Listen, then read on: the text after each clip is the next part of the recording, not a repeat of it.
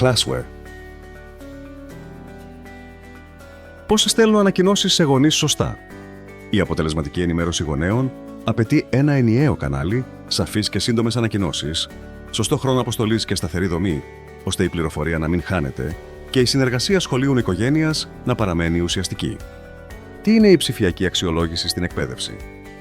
Η ψηφιακή αξιολόγηση είναι η χρήση ψηφιακών εργαλείων για να παρακολουθείτε η πρόοδος των μαθητών με πιο συνεχή και ευέλικτο τρόπο, προσφέροντας άμεση ανατροφοδότηση, συγκεντρωμένα δεδομένα και καλύτερη εικόνα μάθησης σε σχέση με ένα απλό online τεστ. Review πλατφόρμας ψηφιακής εκπαίδευσης. Η αξιολόγηση πλατφόρμας ψηφιακής εκπαίδευσης πρέπει να εστιάζει στην ευχρηστία, στη συνεργασία των εργαλείων, μέσα σε ένα ενιαίο περιβάλλον και στη συνοχή της μαθησιακής εμπειρίας, ώστε εκπαιδευτικοί και μαθητές να δουλεύουν απλά και αποτελεσματικά. Classware.